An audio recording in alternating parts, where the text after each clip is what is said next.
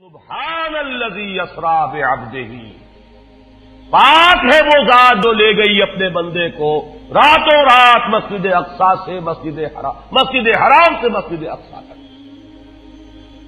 اگر یہ بات کسی انسان کی طرف منسوب ہوتی تو بات اور تھی، اگر یہ فعل حضور کی طرف منسوب ہوتا کہ حضور گئے تو بات اور تھی کہ میں آیا نہیں لایا گیا ہوں، حضور گئے نہیں لے جائے گئے ہیں، اور لے جانے والے وہ ذات ہے سبحان الذی اسری، وہ پاک ہے ہر عیب سے، ہر نقص سے، ہر ذوق سے، ہر کوتاہی سے، وہ منزہ ہے، اعلیٰ ہے، عرفہ ہے، بالا تر ہے، لہذا اس کی قدرت سے یہ ہرگز بعید نہیں کہ وہ اپنے بندے کو راتوں رات مسجد حرام سے مسجد اقصی اور پھر مسجد اقصی سے سدرۃ المنتہا تک لے جائے اور واپس لے آئے اور پھر مسجد حرام میں پہنچا دے۔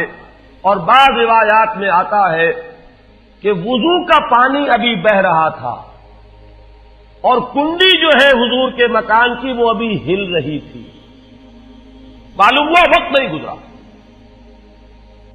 میں کچھ بیان کروں گا، میرے بیان کرنے میں کچھ کمی اور بیشی ہونے کا اندیشہ ہے۔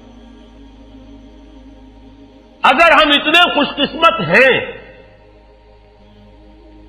کہ وہ واقعہ ہمارے پاس ایک مفصل حدیث کی شکل میں موجود، اور حدیث بھی دوسرے یا تیسرے طبقے کی کتابوں کی نہیں، متفق علیہ، جس میں روایتاً جیسا کہ میں نے عرض کیا جس کا پایا تقریباً قرآن کے برابر، اور اس حدیث کے راوی ہیں حضرت مالک ابن صعصعہ رضی اللہ تعالی عنہ۔ ان کے بارے میں ایک بات ہے بڑی اہم، وہ نوٹ کر لیجئے۔ یہ انصاری صحابی ہیں، ان میں سے نہیں ہے کہ جنہیں حدیثیں بیان کرنے کا کوئی زیادہ شوق رہا ہو، یہ غالباً واحد حدیث ہے جو انہوں نے بیان کی، اور انہیں اس سے نہایت شغف تھا، نہایت محبت کے ساتھ انہوں نے اس کو محفوظ کیا تھا، اس کے ایک ایک لفظ کی حفاظت کی تھی۔ چنانچہ بعض دوسرے وہ صحابہ بھی جنہوں نے خود حضور سے یہ بات سنی ہوئی تھی، اب ایک تو وہ خود براہ راست روایت کر رہے حضور سے کہ ہم نے سنا، حضرت انس ابن مالک رضی اللہ تعالی عنہ خود، لیکن وہ صحابہ بھی ان کی خدمت میں خاص طور پر حاضر ہو کر ان سے اس روایت کو سنتے تھے، اس لیے کہ اس روایت میں ان کا درجہ بہت بلند ہے، ان کو اس سے بہت شغف تھا، تو صحابہ جو براہ راست حضور سے سن چکے وہ بھی ان کے پاس جا کر خاص طور پر اس حدیث کو سنا کرتے تھے۔ چنانچہ یہ روایت جو متفق علیہ ہے، یہ امام بخاری جو اس کو لائے ہیں عن قتادہ عن انس بن مالک عن مالک ابن صعصعہ رضی اللہ تعالی عنہم، حضرت انس ابن مالک سے روایت موجود ہے مسلم شریف میں براہ راست ان سے، لیکن یہ اس روایت کو بیان کر رہے ہیں حضرت مالک ابن صعصعہ رضی اللہ تعالی عنہ کے حوالے سے۔ روایت کیا ہے؟ ان النبی صلی اللہ علیہ وسلم حدثهم عن لیلۃ اسری بہ۔ اب دیکھیے یہ مرفوع حدیث ہو گئی، حضرت صعصعہ بیان فرما رہے ہیں کہ نبی اکرم صلی اللہ علیہ وسلم نے خود ہمیں سنایا، وہ حالات و واقعات سنائے جو اس رات کو پیش آئے جس رات کے انہیں لے جایا گیا۔ قال بینما انا فی الحطیم وربما قال فی الفجر، حضور فرماتے ہیں کہ میں اسی اثنا میں کہ میں حتیم میں تھا، اور ایک دوسری روایت میں الفاظ حجر آئے ہیں وہ بھی کہتے ہیں اسی حصے کو، مضطجعا میں لیٹا ہوا تھا، اذ اتانی آتن کہ اچانک میرے پاس ایک آنے والا آیا۔ یہ آنے والے کون ہیں؟ حضرت جبرائیل، یہ بعد میں واضح ہو جائے گا۔ فَاشْتَقَّ مَا بَيْنَ هَٰذِهِ إِلَىٰ هَٰذِهِ، حضور نے اشارہ فرمایا، اس نے یہاں سے یہاں تک میرا سینہ چاک کیا، یعنی من طفرت نہرہ الی شعرتہ، یہ جو گڑھا ہے حلق کا گڑھا، یہاں سے لے کر تیرے ناک تک سینہ چاک کیا، فاستخرج قلبی، اور میرا دل نکالا، ثم اعطیت بطست من ذهب مملوء ایمانا فغسل قلبی، پھر ایک تشت لایا گیا سنہری جو ایمان سے مملوء تھا، بھرا ہوا تھا، تو پھر اس کے ذریعے سے میرے اس قلب کو، سینے کو دھویا گیا، ثم غسل ثم اعید وفی روایت، اس کے بعد اس کو لوٹا دیا گیا اور پھر وہ زخم بھی سی دیا گیا۔ ایک روایت میں آتا ہے ثم غسل البطن بماء زمزم ثم ملئ ایمانا وحکمتا، اسی طریقے سے پورے پیٹ کو بھی صاف کیا گیا ماء زمزم سے، اور اس میں بھی ایمان اور حکمت بھر دیے گئے۔ ثم اعطیت بدابۃ، پھر میرے پاس ایک چوپایا لایا گیا، دون البغل فوق الحمار، جو بغل یعنی خچر سے تو کچھ چھوٹا تھا، اور حمار یعنی گدھے سے کچھ بڑا تھا، اب یہ جو سفید تھا، یقال لہ البراق، جس کا نام براق ہے، وَيَدَعُ خَطْوَهُ عِنْدَ أَقْصَى طَرْفِهِ، اور اس کا ہر قدم اس کی حد نگاہ پر جا کر پڑتا تھا۔ فَعِلْتُ عَلَيْهِ، میں اس پر سوار ہوا، فَانْطَلَقَ بِي جِبْرَائیل، اب یہاں نام آ گیا، وہ آنے والے کون تھے؟ پھر چلے میرے ساتھ حضرت جبرائیل، حتی اتی السماء الدنیا، یہاں تک کہ وہ آسمان دنیا تک پہنچ گئے، جو پہلا آسمان۔ اب یہاں دیکھیے وہ روایت میں جو زمینی سفر کا درمیانی حصہ ہے وہ رہ گیا، دوسری روایات سے ہم اس کو جوڑ کر جمع کریں کہ پہلا زمینی سفر ہے، مسجد اقصیٰ تک پہنچے ہیں، وہاں جا کر روایت میں آتا ہے میں نے وہی اپنے اس خچر کو باندھا، براق کو، جہاں انبیاء باندھا کرتے تھے، اور پھر وہاں میں نے نماز ادا کی، بہت سے لوگ جمع ہوئے، میں منتظر تھا کہ کون نماز پڑھائے گا، کہ جبرائیل نے میرا ہاتھ پکڑ کر مجھے آگے کیا، میں نے نماز پڑھائی، اور پھر جبرائیل نے مجھے بتایا کہ یہ تمام انبیاء تھے جو اس دنیا میں مبعوث ہوئے ہیں، اور آج آپ نے ان سب کی امامت کی۔ یہاں سے پھر شروع ہوا ہے وہ دوسرا سفر،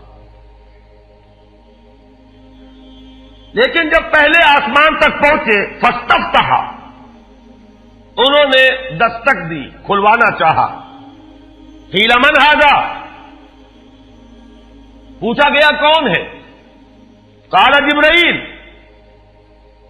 انہوں نے جواب دیا جبرائیل۔ قیل ومن معک، پوچھا گیا کہ آپ کے ساتھ کون ہے؟ دیکھیے یہاں ذہن میں رکھیے گا، اس امکان کو کوئی شخص مسترد نہیں کر سکتا کہ ان ملائکہ کے علم میں ہو، لیکن پھر بھی پوچھ رہے ہیں، قانون قانون ہے، دروازے پر دستک دینی ہوگی، آئیڈینٹی ڈسکلوز کرنی ہوگی، چاہے علم میں ہو۔ جج جو ہے وہ اپنے علم کی بنیاد پر فیصلہ کبھی نہیں دے گا، وہ تو مقدمے کی سماعت ہوگی، شہادتوں کی بنیاد پر فیصلہ ہوگا۔ ذاتی علم کی بنیاد پر کرنا ہے تو وہ خود کسی اور عدالت میں اس مقدمے کو منتقل کرے اور وہاں گواہ کی حیثیت سے پیش ہو، تو قانون قانون ہے۔ پوچھا گیا آپ کے ساتھ کون ہے؟ قال محمد صلی اللہ علیہ وسلم۔ قیل وقد ارسل الیہ، پوچھا گیا کیا انہیں بلایا گیا ہے؟ قال نعم، انہوں نے فرمایا ہاں۔ قیل مرحبا بہ فنعم المجیء، جا ففتح فلما خلصت، اس کے بعد کہا گیا مرحبا ان کے لیے، تہنیت ہے، مبارکباد ہے، خوش آمدید ہے، کیا ہی اچھے ہیں وہ جو لائے گئے ہیں۔ پھر وہ سمائے دنیا جو ہے اس کا دروازہ کھولا گیا، میں اس میں داخل ہوا، فیضا فیہا آدم، میں نے دیکھا وہاں حضرت آدم تشریف فرما ہے۔ فقال ھذا ابوک، جبرائیل نے کہا یہ آپ کے جد امجد ہیں، فسلم علیہ، ان کو سلام کیجئے، فسلمت علیہ، میں نے انہیں سلام کہا، فرد السلام، انہوں نے سلام کا جواب دیا، ثم قال مرحبا بالابن الصالح والنبی الصالح، خوش آمدید ہے، مرحبا ہے صالح بیٹے اور صالح نبی پر۔ ثم صعد بی، پھر مجھے اور اٹھایا گیا، حتی اتى السماء الثانیۃ، یہاں تک کہ جبرائیل پہنچ گئے دوسرے آسمان تک۔ فاستفتح، پھر وہی سوال و جواب ہے، میں اب ترجمہ نہیں کروں گا۔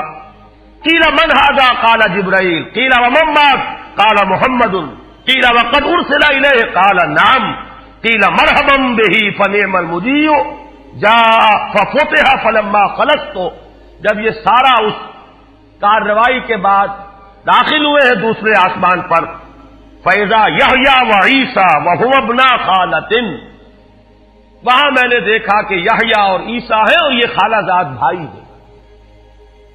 قال ھذا یحییٰ وھذا عیسیٰ فسلم علیہما، فسلمت فردا، ثم قال مرحبا بالاخ الصالح والنبی الصالح، انہوں نے بھی کہا خوش آمدید اور مرحبا ایک صالح بھائی اور صالح نبی کو، یہاں نوٹ کیجئے گا، حضرت عیسیٰ اور حضرت یحییٰ یہ بنی اسرائیل میں سے، لہذا حضور کو اپنا بیٹا نہیں کہہ سکتے، بھائی کہہ رہے ہیں۔ آدم جد امجد ہیں، انہوں نے بیٹا کہا ہے، مرحبا بابن الصالح والنبی الصالح، وہ نبی تو ہے، سب کہیں گے نبی، لیکن کوئی بھائی کہے گا، کوئی بیٹا کہے گا، ابراہیم بیٹا کہیں گے، موسیٰ وہ بھائی کہیں گے، جن کی نسل سے آپ نہیں ہیں، وہ جو براہ راست نسل چلی آ رہی ہے اس میں جو ذکر کرے گا وہ بیٹے کے نفس سے کرے گا۔ ثم صعد بی الی السماء الثالثہ فاستفتح، قیل من ھذا قال جبرائیل، قیل ومن معک قال محمدا، قیل وقد ارسل الیہ قال نعم، قیل مرحبا بہ فنعم المجیء جاء ففتح فلما خلصت اذا یوسف قال ھذا یوسف فسلم علیہ، فسلمت علیہ، فرد، ثم قال مرحبا بالاخ الصالح والنبی الصالح۔ اب مجھے ترجمے کی ضرورت نہیں ہے، ایک مرتبہ بات آپ نے سمجھ لی، اب تیزی کے ساتھ میں اس حدیث کو پڑھ دینا چاہتا ہوں۔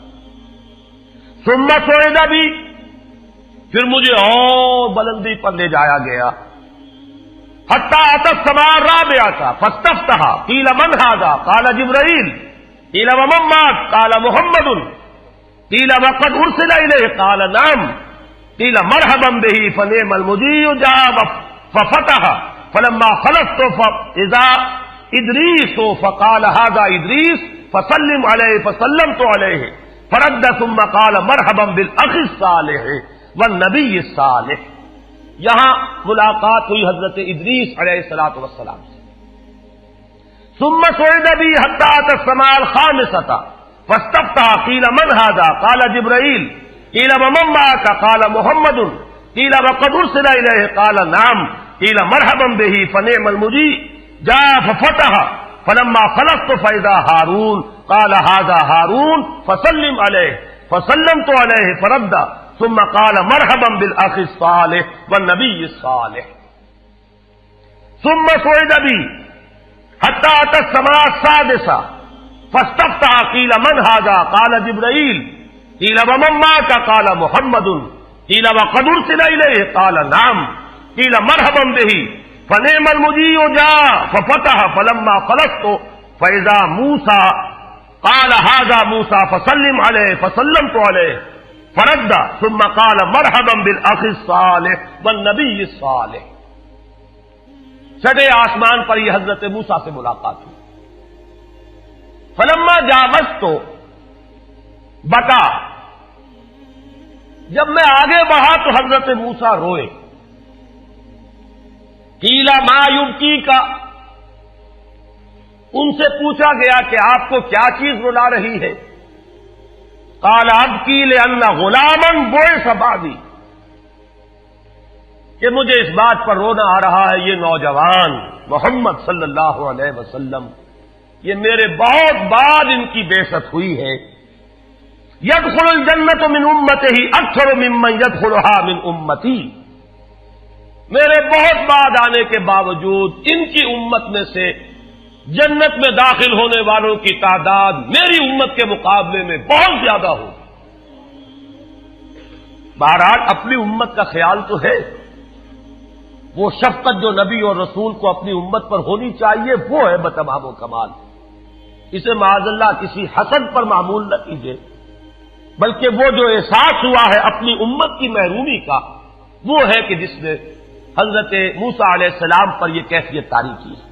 ثم صعد بی، پھر مجھے اور بلند کیا گیا الی السماء السابعۃ، ساتویں آسمان پر. فاستفتح قیل من ھذا قال جبرائیل، قیل ومن معک قال محمد صلی اللہ علیہ وسلم، قیل وقد بعث الیہ قال نعم، قیل مرحبا بہ فنعم المجیء جاء. فلما خلفت فاذا ابراہیم قال ھذا ابوک ابراہیم فسلم علیہ، فسلمت علیہ فرد السلام ثم قال مرحبا بالابن الصالح والنبی الصالح. حضرت ابراہیم نے پھر استقبال کیا، خوش آمدید صالح بیٹے اور صالح نبی کے لیے. ثم رفعت، اب ذرا یہاں نوٹ کیجئے گا، یہاں صعد تو نہیں آیا، صعد ابھی نہیں آیا، رفعت.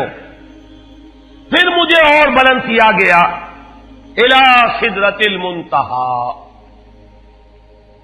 یہ سدرہ منتہا ہے جس کا ذکر ہے سورۃ النجم.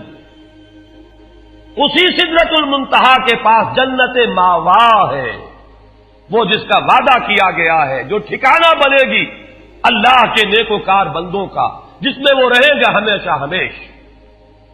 فادخلوها خالدین، وہ بھی وہی ہے. پھر اٹھائے گئے حضور بیت المعمور تک.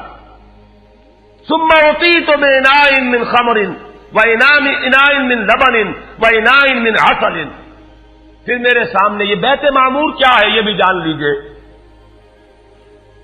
یہ در حقیقت اس سماء سابعہ پر، ساتویں آسمان پر خانہ کعبہ کا اصل جو ہے اللہ کا گھر، جس کا یہ ظل اور سایہ اس دنیا میں ہے خانہ کعبہ، یہ ہے وہ بیت المعمور، جس کے بارے میں ایک اور روایت میں الفاظ یہ آئے ہیں، اس میں روزانہ 70,000 فرشتے داخل ہوتے ہیں، اور جو فرشتہ ایک مرتبہ داخل ہوا ہے آج تک اسے دوبارہ داخل ہونے کی نوبت نہیں آئی. اسی طریقے سے وہ فرشتے ہیں جو طواف کرتے ہیں خانہ کعبہ کا. پھر جان لیجئے یہ ہماری نگاہوں سے مخفی عالم غیب کی ایک دنیا ہے اپنی جگہ، چاہے ہمیں نظر نہ آئے. پھر میرے سامنے 3 برتن لائے گئے، ایک دودھ کا اور ایک شہد کا اور ایک شراب کا. فاخذت اللبن، میں نے دودھ والا پیالہ اٹھا لیا. قال ہی الفطرہ، حضرت جبرائیل نے توثیق کی کہ یہ ہے اصل میں آپ کا انتخاب درست ہے، یہ فطرت ہے. فطرت اللہ التی فطر الناس علیہا، یہی جو فطرت انسانی سے قریب ترین شے ہے اس کا آپ نے انتخاب کیا. اتت انت علیہا و امتک، اسی فطرت پر اے محمد آپ بھی ہے آپ کی امت بھی ہے. ثم فرضت علی صلوات 50 کل یوم، ایک اور روایت میں الفاظ آئے ہیں، اس میں اس کی وضاحت نہیں ہے کہ 3 چیزیں حضور کو یہاں عطا کی گئی. ایک تو 50 نمازیں جو فرض ہوئی، ایک دن رات میں 50 نمازیں، اور ایک سورہ بقرہ کی آخری 2 آیات جو تحفہ اللہ نے دیا محمد کو امت کے لیے صلی اللہ علیہ وسلم. آمن الرسول بما انزل الیہ من ربہ والمؤمنون کل آمن باللہ وملائکتہ وکتبہ ورسلہ. یہاں سے لے کر آخر تک فانصرنا علی القوم الکافرین تک یہ 2 آیات یہ جنت کے خزانوں میں سے 2 خزانے ہیں جو شب معراج کو عطا ہوئے ہیں محمد الرسول اللہ کو بطور تحفہ امت کے لیے. اور تیسری بات یہ کہ اے نبی آپ کی امت کے لیے یہ خصوصی بات ہے کہ آپ کی امتیوں کے گناہ کبیرہ بھی بغیر توبہ کے معاف ہو سکیں گے. یہ خصوصی تحفے ہیں جو امت کے لیے لے کر آئے محمد صلی اللہ علیہ وسلم. 3 تحفے نماز جو اس معراج میں فرض ہو رہی ہے اور اسی کو حضور کہہ رہے ہیں الصلاۃ معراج المومنین. اہل ایمان کے لیے یہ بمنزلہ معراج ہے. اس میں پھر روایت میں تفصیل آ رہی ہے. واپس جب آئے ہیں حضرت موسیٰ سے ملاقات ہوئی اور انہوں نے یہ فرمایا کہ یہ 50 نمازیں بہت ہیں, مجھے تجربہ ہے, تمہاری امت اس کا تحمل نہ کر سکے گی, واپس جاؤ درخواست کرو کم کرواؤ.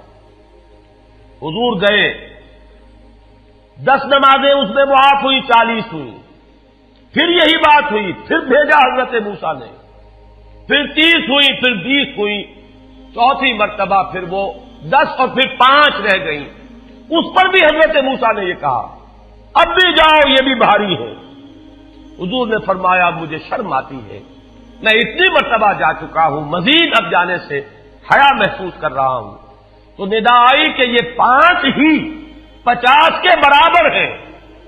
ہمارے ہاں قول بدلا نہیں جاتا. یہ 5 جو ہے در حقیقت یہ قائم مقام ہے ان 50 کے کہ جو اولا ہم نے فرض کی تھی. یہ 50 ہی شمار ہوں گی اگر ان کا انسان ان پر مداومت اختیار کر لے. میں آخری جملہ آپ کو اس کا سنا دیتا ہوں. فَأُمِرْتُ بِخَمْسِ صَلَوَاتٍ كُلَّ يَوْمٍ فَرَجَعْتُ إِلَىٰ مُوسَىٰ فَقَالَ بِمَا أُمِرْتُ بِخَمْسِ صَلَوَاتٍ كُلَّ يَوْمٍ قَالَ إِنَّ أُمَّتَكَ لَا تَسْتَطِيعُ 5 صَلَوَاتٍ كُلَّ يَوْمٍ وَإِنِّي قَدْ جَرَّبْتُ النَّاسَ قَبْلَكَ وَعَالَجْتُ بَنِي إِسْرَائِيلَ أَشَدَّ الْمُعَالَجَةِ. میں نے بنی اسرائیل کا حتی الامکان معالجہ کیا, ان کے حالات کو درست کرنے کی کوشش کی, لیکن مجھے تجربہ ہے یہ 5 بھی نہیں جھیلی جائیں گی. فَارْجِعْ إِلَىٰ رَبِّكَ فَاسْأَلْهُ التَّخْفِيفَ, مزید تخفیف چاہیے لِأُمَّتِكَ قَالَ سَأَلْتُ رَبِّي حَتَّىٰ اسْتَحْيَيْتُ وَلَٰكِنِّي أَرْضَىٰ وَأُسِلُّمُ قَالَ فَلَمَّا جَاوَزْتُ نَادَىٰ مُنَادٍ ابزیت فریضتی وخففت عن عبادی. متفق علیہ. مجھے ندا آئی کہ میں نے اپنے بندوں پر تخفیف کی. اس میں وہ ذکر نہیں ہے, دوسری روایت میں ہے کہ ساتھ ہی وضاحت ہو گئی کہ یہ 5 نمازیں بھی 50 کے برابر ہے. میری بات نہیں بدلی گئی ہے, وہ در حقیقت میں نے اسی 50 کا رتبہ جو ہے ان 5 کو عطا فرما دیا. یہ روایت ہے جو متفق علیہ. روایات کثیر, جنت اور دوزخ کے جو مشاہدات کرائے گئے وہ بہت تفصیل سے دوسری روایات میں, لیکن کسی اور روایت کا استناد کے اعتبار سے, اسناد کے اعتبار سے وہ درجہ نہیں ہے جو اس روایت کا ہے. باقی میں نے مسلم شریف کی روایات میں سے اور تفاصیل آپ کو سنائی ہے. یہ ہے واقعہ. پھر حضور واپس آئے ہیں, وہیں بیت المسجد اقصی میں آئے ہیں, پھر واپس تشریف لائے ہیں, اور اس کا میں بیان کر چکا ہوں دوسری روایات میں کہ وقت بالکل نہیں گزرا, کہیں روک دیا گیا ہے, پوری کائنات کو کہیں تھام دیا گیا. یہ بات تو وہ ہے جو آج سے پہلے بھی سمجھ میں آ سکتی تھی کہ شاید کسی ایک جگہ پر پوری کائنات کو روک دیا گیا. وقت بالکل نہیں گزرا کسی کے لیے, لیکن جیسا کہ میں نے عرض کیا اس وقت تو یہ بھی سمجھ میں آتا ہے کہ سب کے لیے وقت گزر رہا ہو اور صرف محمد الرسول اللہ کے لیے نہ گزرے صلی اللہ علیہ وسلم. آج یہ بات بھی سمجھ میں آ سکتی ہے, لیکن یہ ہے کہ قرین قیاس وہی پہلی بات ہے. کہ اس میں پورے اس وقت کے لیے وقت کی رفتار کو روک دیا گیا ہو. وہ مسئلہ یاد آ گیا کہ آگے بڑھو یا وقت کی رفتار روک دو. تو یہ وقت کی رفتار ہے جو محمد الرسول اللہ صلی اللہ علیہ وسلم کے لیے روک دی گئی. اس کے بعد جو ہنگامہ ہونا چاہیے تھا وہ ہوا. صبح جب حضور نے فرمایا کہ یہ میرے ساتھ واقعہ پیش آیا ہے تو جو رد عمل ہونا چاہیے تھا وہ ہوا ہے. یہاں تک بھی ہوا ہے کہ بہت سے مومنین صادقین متزلزل ہو گئے. مشرکین نے کفار نے بغلیں بجائی کہ اب ہمیں موقع مل گیا. معلوم ہوتا ابھی تک تو شک ہی کی بات تھی کہ ان کو کچھ خلل دماغی کا عارضہ ہے. اب تو ثابت ہو گیا, کسی شک کو شبے کی گنجائش نہیں. چنانچہ اب آپ اس کا اندازہ کیجئے, یہ واقعہ مکے میں بیٹھ کر بیان کیا جا رہا ہے. امتحان لیے گئے ہیں. اچھا اگر گئے تھے تو بتاؤ مسجد اقصی کے ستون کتنے ہیں, وہاں کی کھڑکیاں کیسی ہیں. حضور فرماتے ہیں, ایک حدیث موجود ہے کہ میں گھبرا گیا, اس لیے کہ کس کو یاد رہتا ہے. مسجد اقصی میں جا کر حضور ستون تو نہیں گن رہے تھے, لیکن یہ کہ جب پوچھا جا رہا ہے تو مجمع میں تو ہو سکتا ہے کہ تالی پٹ جائے کہ اچانک اللہ تعالی نے میرے سامنے مسجد اقصی کو کر دیا. اب میں دیکھ کر بتا رہا ہوں اور لوگ دنگ ہو رہے ہیں. اب دیکھیے وہ مشاہدہ جو میں نے عرض کیا تھا, مشاہدات بے شمار ہیں.